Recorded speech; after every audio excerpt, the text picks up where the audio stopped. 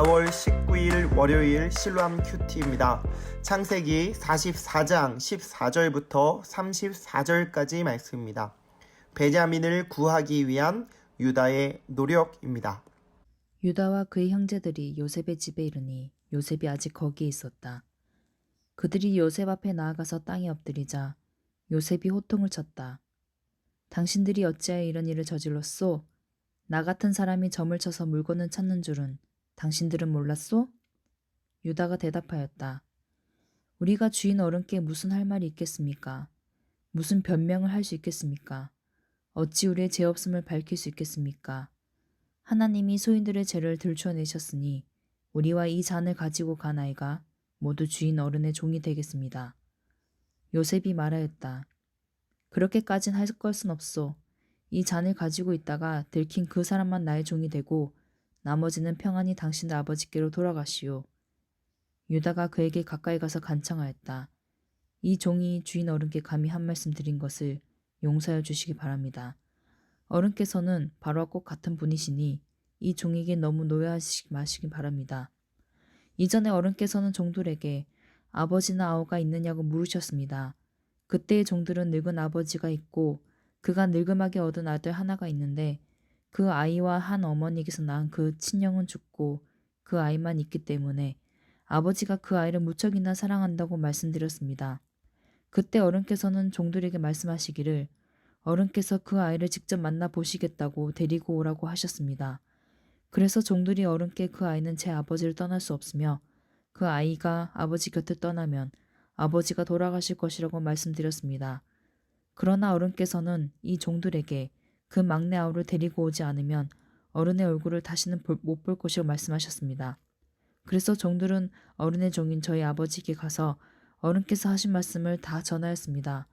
얼마 뒤에 종들의 아버지가 종들에게 다시 가서 먹거리를 조금 사오라고 하였습니다만 종들은 막내 아우를 우리와 함께 보내시면 가겠지만 그렇지 않으면 갈 수도 없고 그분 얼굴을 뵐 수도 없다고 말했습니다. 그러나 어른의 종인 소인의 아버지는 이 종들에게 너희도 알지 않느냐? 이 아이의 어머니가 낳은 자식이 둘뿐인데 한 아이는 나가더니 돌아오지 않는다. 사나운 짐승에게 변을 당한 것이 틀림없다. 그 뒤로 나는 그 아이를 볼 수가 없다. 그런데 너희가 이 아이마저 나에게서 데리고 갔다가 이 아이마저 변을 당하기라도 하면 어찌하겠느냐. 너희는 백발이 성성한 이 늙은 아버지가 슬퍼하며 죽어가는 꼴을 보겠다는 거냐? 하고 걱정하였습니다. 아버지의 목숨과 이 아이의 목숨이 이렇게 얽혀 있습니다. 소인이 어른의 종, 저희 아버지에게 되돌아갈 때에 우리가 이 아이를 데리고 가지 못하거나 소인의 아버지가 이 아이가 없는 것을 알면 소인의 아버지는 곧바로 숨이 넘어가고 말 것입니다. 일이 이렇게 되면 어른의 종들은 결국 백발이 성성한 아버지를 슬퍼하며 돌아가시도록 만든 꼴이 되고 맙니다. 어른의 종인 제가 소인의 아버지에게 그 아이를 안전하게 다시 데려오겠다는 책임을 지고 나섰습니다. 만일 이 아이를 아버지에게 다시 데리고 돌아가지 못하면 소인이 아버지 앞에서 평생 그 죄를 달게 받겠다고 다짐하고 왔습니다. 그러니 저 아이 대신에 소인을 주인 어른의 종으로 삼아 여기에 머물러 있게 해주시고 저 아이는 그의 형들과 함께 돌려보내 주시기 바랍니다. 저 아이 없이 제가 어떻게 아버지 얼굴을 뵙겠습니까? 그럴 수는 없습니다. 저희 아버지에게 닥칠 불행을 제가 참아 볼 수 없습니다. 주의 말씀을 먹음이 복임을 고백합니다. 아멘. 네. 좋습니다. 오늘 보니까 어떤 요셉의 어떤 시험 정도로 보면 어떨까 싶어요. 그 시험의 과정들이 어떻게 펼쳐지느냐, 지난 이야기들을 좀 살펴볼 필요가 있겠죠. 어머니 라헬을 통해 낳은 아들이 요셉과 베냐민입니다. 야곱이 사랑했던 라헬 그리고 두 아들 요셉과 베냐민. 네, 이야기하면 되게 좋아할 두 형제가 보이네요. 네, 갈게요. 요셉이 23년간 애굽에 갔어요. 그래서 동생 베냐민을 굉장히 보고 싶어서요. 얼마나 보고 싶었겠어요. 23년간 종살이를 하고 애굽 총리를 하고 뭐 이런 모든 힘든 가정을 지내면서 얼마나 아버지가 보고 싶었고 베냐민이 보고 싶었겠습니까? 네, 형들에 대한 분노도 뭐 아마 있지 않았을까요? 어쨌든 그런 상황 안에서 형들이 곡식을 사러 온 거예요. 어디로요? 요셉이 총리고 있는 그 땅에. 그래서 다시 형들을 돌려보내고 베냐민을 데려오려는 그런 요셉의 음모가 시작됩니다. 그래서 시므온을 볼모로 잡고 베냐민을 데려오지 않으면 이 시몬을 너희들에게 놔줄 수 없다라고 그렇게 첩자로 그들을 몰고 갔어요. 문제가 생겼습니다. 가나안 땅으로 형제들이 다 올라갔어요. 그런데 베냐민을 데려올 방법이 없었던 거예요. 그래서 어떡합니까? 아버지가 아버지를 설득해요. 유다가. 제가 어떠한 방식을 써서라도 베냐민과 시몬을 되찾아올 테니 걱정하지 마시라. 그런데 이 야곱은 어떻습니까?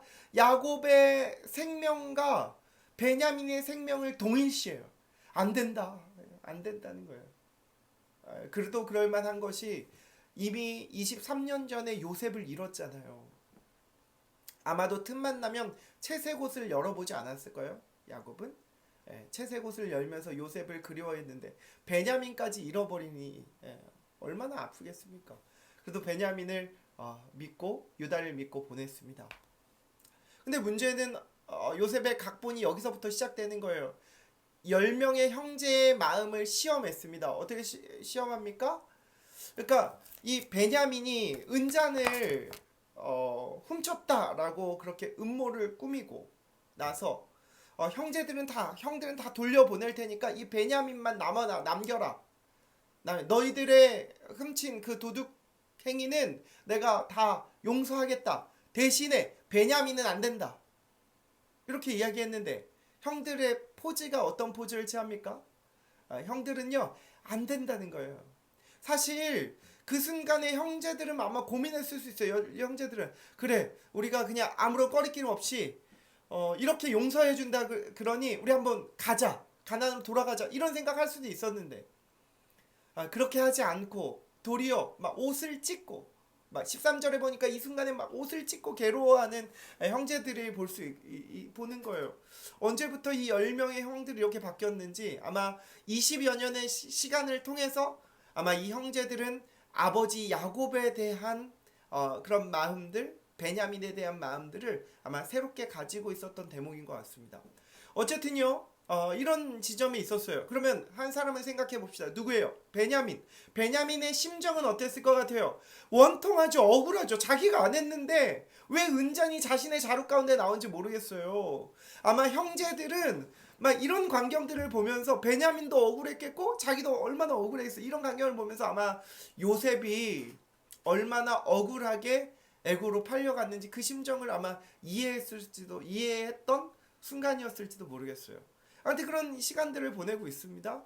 그런 이들에게 요셉이 당당하게 막 야단을 치는 거예요. 막 형들은 막 모든 것을 체념하고 있는데 막 요셉이 베풀어준 자비에 요셉 돌아가라라고 얘기한 그 자비에 자신의 생명을 걸고 고맙습니다 그러고 돌아갈 수 있었는데 그렇게 하지 않고 어떻게 해요?